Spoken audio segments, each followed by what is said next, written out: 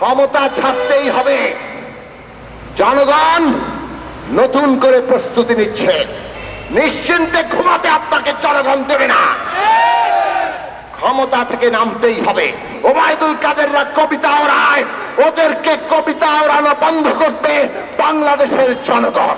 আর সেই রাজনীতি গণতন্ত্র মঞ্চ করছে। আমরা ন্যায়ের উপর দাঁড়িয়ে আছি। মুক্তিযুদ্ধে লক্ষ শহীদের রক্তের ঋণ গায়ে ধারণ করে দাঁড়িয়ে আছি, এবং সেই কারণে আমরা জনগণকে এক নতুন শক্তিতে, নতুন চেতনায়, নতুন অঙ্গীকারে, নতুন ইমানে আমরা গড়ে তুলব।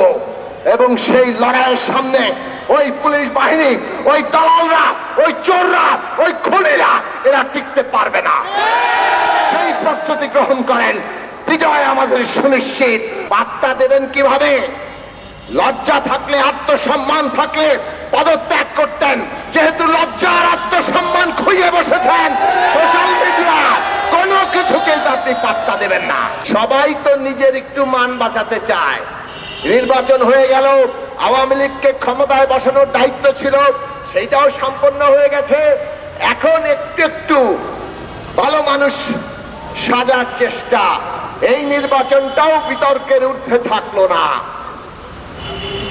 অংশগ্রহণমূলক নির্বাচনের ব্যবস্থা কিভাবে হতে হবে সেই সংকট সমাধান করেন। মানুষের নির্বাচনের প্রতি আগ্রহ কমে গেছে, এই সমস্ত বলেন। যদি নির্বাচনের প্রতি মানুষের আগ্রহ কমে, সেটা কমেছে শেখ হাসিনার কারণে। আর তাদের এই যে ক্ষমতায় বসিয়ে রাখার জন্য আপনাদের মতো যারা দেশের সংবিধান, আইন কানুন, দেশের মানুষের অধিকারের সাথে ছিনিমিনি খেলেন, তাদের জন্য। আগামীকাল নির্বাচন দেন, পরশুদিন নির্বাচন দেন। বাংলাদেশের মানুষ আবারও ৮০-৮৫ হাসতে হাসতে উৎসবের মতো করে ভোট কেন্দ্রে যাবে, যদি সেই ভোট সুষ্ঠু অংশগ্রহণমূলক হয়। পাতানো নির্বাচনে জনগণ যায় না। অংশগ্রহণমূলক নির্বাচন হলে এই দেশের মানুষ উৎসব করে যায়।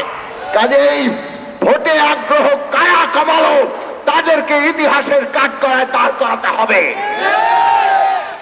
বন্ধুরা আমার, এই নির্বাচন দেশে বিদেশে কোথাও গ্রহণযোগ্য হয় নাই। কাজেই আমরা বলছি, এই নির্বাচন জনগণ প্রত্যাখ্যান করেছে, জনগণ মানে না। কাজে এটা বাতিল করুন, নতুন নির্বাচন দিতে হবে। আপনারা ভাবছেন দমন পীড়ন করে আন্দোলন শেষ। আমরা পরিষ্কার করে বলি, এই দমন পীড়ন করে কিছু সময়ের জন্য টিকতে পারেন, কিন্তু বাংলাদেশের মানুষ, পৃথিবীর মানুষ যেমন কাউকে এটা চিরস্থায়ী বন্দোবস্ত হতে দেয়নি, বাংলাদেশের মানুষ হতে দেয়নি, আগামী দিনে আপনাদেরকেও চিরস্থায়ী বন্দোবস্ত হতে দেবে না। ক্ষমতা ছাড়তেই হবে। জনগণ নতুন করে প্রস্তুতি নিচ্ছে।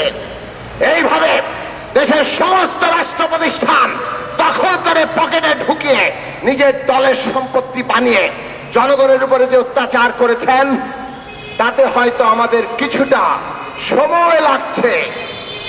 মানুষ কিভাবে ঐক্যবদ্ধ হয়ে রাজপথে নামবে, তার জন্য কিছুটা সময় নিতে হচ্ছে।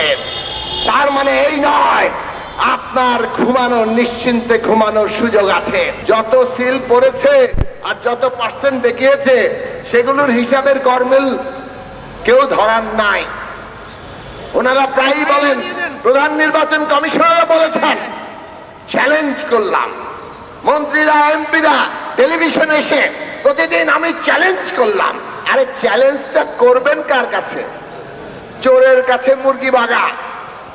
আরে আপনার কাছে যা আমি চ্যালেঞ্জ করব, আপনি তো চোর, ভোট চুরি করেন, সিল ছাপ্পর মেরে ভরেন, তারপরে লজ্জা নাই। প্রধান নির্বাচন কমিশনার এর আগে একটি উপনির্বাচনে কত 57 সেকেন্ডে 43 সিল মারা হয়েছিল। সেইটা নিয়ে নিজে বলেছেন, এইটা খুবই লজ্জাকর, এইটা আমাদের একটি ব্যর্থতা। আর আজকে যখন শত শত ভিডিও ফুটেজ ওই সোশ্যাল মিডিয়াতে দেখা যাচ্ছে কিভাবে ব্যালটে সিল মারা হয়েছে, তখন শিশু থেকে বৃদ্ধরা সিল মারে, তখন উনি বলেন সোশ্যাল মিডিয়ার রিপোর্টকে নাকি উনি পাত্তা দেন না। প্রিয় বন্ধুরা আমার, এরা দেশটা লুটে পুটে খাচ্ছে, লক্ষ লক্ষ কোটি টাকা লুট করে পাচার করেছে, ব্যাংকগুলোকে লক্ষ লক্ষ কোটি টাকা লুট করে ফোকলা বানিয়ে দিয়েছে। এরা বাজারে প্রতিদিন জিনিসপত্রের দাম বাড়ায় আর আমার আপনার পকেট থেকে টাকা হাতিয়ে নেয়। এরা আমাদের শিক্ষা, স্বাস্থ্য সমস্ত কিছু নিয়ে একটা ভয়ঙ্কর খেলায় মেতেছে। এরা আমাদের তরুণ প্রজন্মের ভবিষ্যৎ ধ্বংস করছে। বন্ধুরা আমার, আমরা যদি বাংলাদেশে আমাদের মর্যাদার অধিকার পেতে চাই, এই সরকারকে ক্ষমতা থেকে বিদায় করতে হবে। কিন্তু কেবল এই সরকারকে ক্ষমতা থেকে বিদায় করে আমরা হবে না। সরকারকে ক্ষমতা থেকে বিদায় করে সাথে সাথে এই সরকার যে জমিদারিটা বানিয়েছে, এই দলীয় রাষ্ট্র, এইটাকে আমাদের ছুঁড়ে ফেলে দিতে হবে। আইন বদলাতে হবে, সংবিধান সংস্কার করতে হবে। যদি মানুষের অধিকার চান, ভোটের অধিকার থেকে ভাতের অধিকার, আমাদের চাকরির অধিকার, শিক্ষার অধিকার, স্বাস্থ্যের অধিকার, তাহলে সংবিধান সংস্কার করে ক্ষমতার ভারসাম্য জবাবদিহিতা প্রতিষ্ঠা ছাড়া কোনো উপায় নাই। আপনাদের সবাইকে ধন্যবাদ।